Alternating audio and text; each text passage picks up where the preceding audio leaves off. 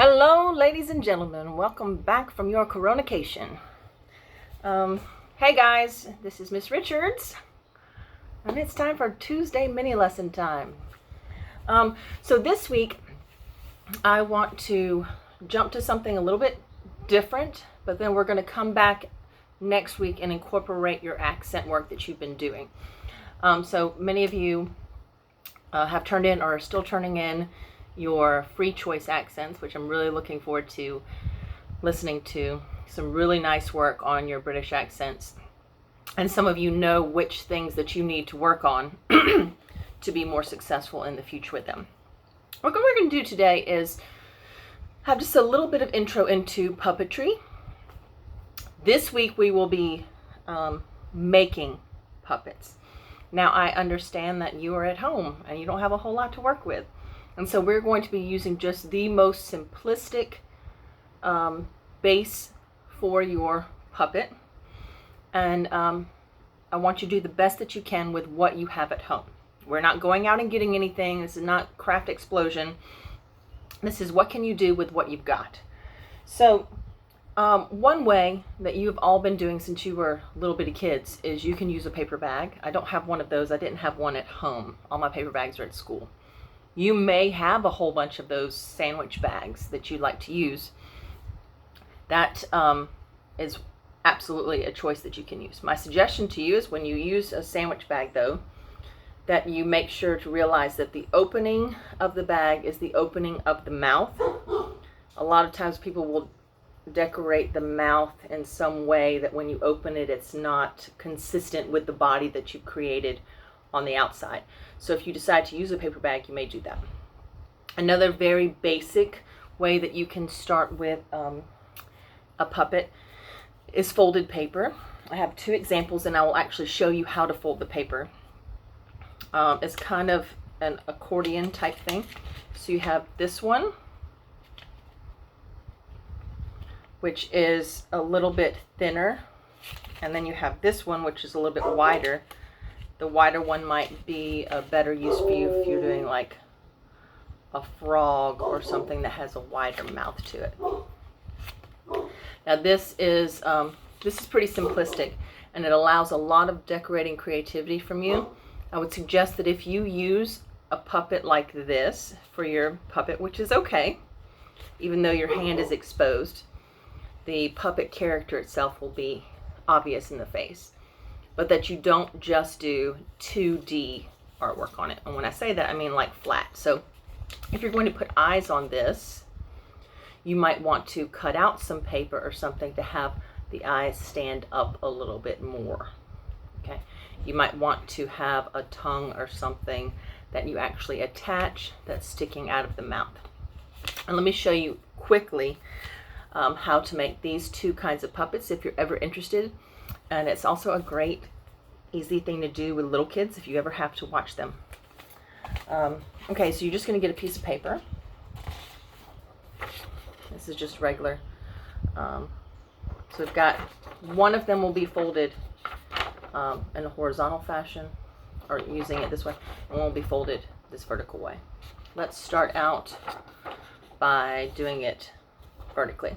You're going to fold it into 3 even pieces, which means that when you fold the first part of, we've done this before when we made our stages, when you fold the first one, you're going to want these 2 pieces to seem to be almost the same size. If it's not exact, it's not going to ruin your puppet.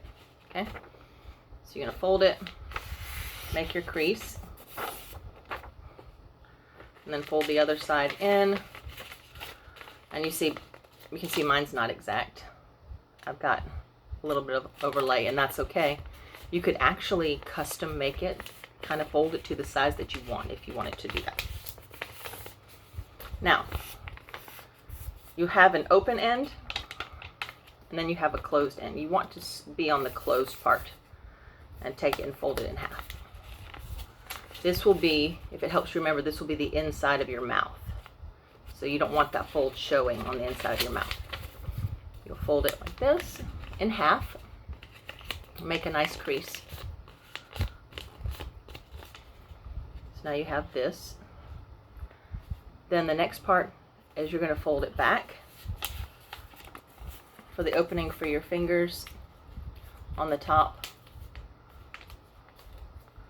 and fold this one back for the opening for your fingers underneath. So let me go back and do that again. If I have this where it's I have the original, I fold it in thirds towards the center. Now this is the open end. I don't want the open end, I want the closed. I'm going to take that and I'm going to fold it in half.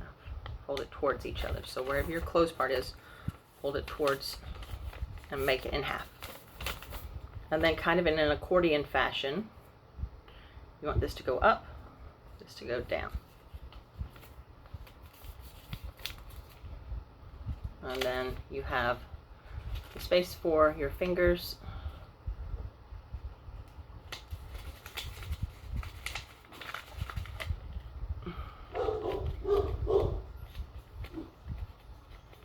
The other one's the same way. We just fold it, instead of folding it the vertical, we're going to fold it horizontally now in thirds. So fold it to where it looks like these are about the same size.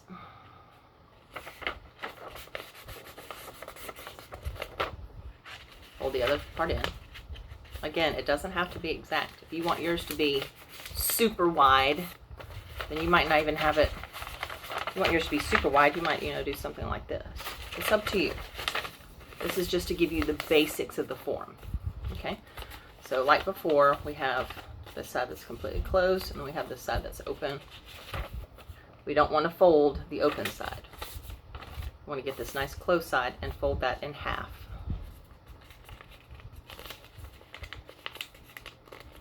And give it a good crease. It's the inside of our mouth. And then you fold back. Experiment with this any way you want to make it in the form that you think you'd like. Now, depending on how you make your puppet is going to have a big, huge difference on what kind of character you choose. Okay? I'm going to have probably a different kind of character for this puppet than I would for this one. I could even do two and have them, as we often see, where you have like the, "Hey boss, how are you? How you doing today?" That sort of thing, where the size of your character makes a difference in the way that you choose to perform with it. Okay, so those are some ideas for simple paper puppets. And then of course we have sock puppets. I have a few different socks here to give you some ideas. If you have a very plain white, or kind of plain white sock, then you can use markers on something like this. However, if you have a very bold stripe, that's not going to show up. You're going to want to add something to it. I will tell you that Elmer's school glue does not work well with fabric. If you have some sort of a fabric glue, you can use that. If you have more of a tacky glue, you can use that. If you're going to use something like a super glue, you need to be really careful, because when it gets through, it dries so quickly that you could actually glue the pieces of your thing together. And there's a couple different ways that you can use a sock puppet. And this is going to be like, oh my gosh, are you seriously showing us? But people do it differently. Now you have the heel of the sock and the toe of the sock, okay? You can use the heel of the sock as your bottom of your mouth. That's what I usually do. So I use my thumb in the heel and then pull down so that I have a mouth area here. Hi everyone! If your character, especially depending on the size of your sock, if you're someone who has a little kid sock, maybe something that was an old one that you had when you were young that you still have around, then it would pull pretty tightly and it would make a really solid fit. That's actually a good fit for kid size hands, your size hands. This one, however, since it's so big, if I wanted to use this long nose as part of my character, hi everyone, I feel stuffy, something like that, you could use that in your characterization. Totally up to you. Now, this is one way you can do it with the heel here. There's another way, And if you've ever looked up, and I recommend looking up the old lamb chop puppet, where what you do is you take the toe basically and you push it inside, and then the mouth opening is here that you created. So it's a little strange, and if you have a white sock it might work better. It's like here's a good fuzzy sock that I'm putting the heel up on the bend of my hand this time and pushing the toe part in, if you like something like that. Hello, how are you? Again, your character is going to have a lot to do with how your puppet is created. Okay, so that's a way. And you can also have this heel up here and create with a rubber band. I don't usually do this. My husband likes to do this. You can put a rubber band of some kind. It does not have to be a hair rubber band if you don't have that. Sometimes it's helpful though if you cannot make it stay, or again, where the heel is underneath at your thumb.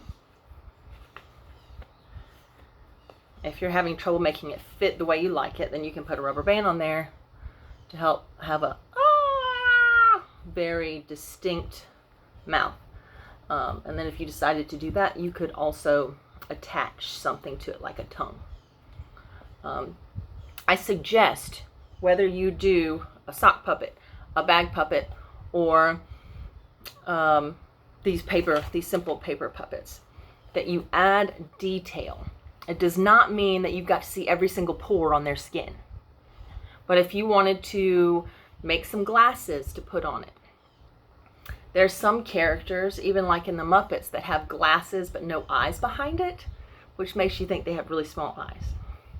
You can have something with enormous eyes, or you can have something with just little dot eyes. You can put nostrils if you want to, but that's not a requirement. You can have teeth hanging down if you want something like that. I remember when my students used to do a lot of these kinds of things on their own when they had free time. A lot of them like to cut out zigzags and then add them to the edges to give them teeth. You can even fold this differently. Let's say instead of folding it in halves like I did here, just as an experiment, I could fold it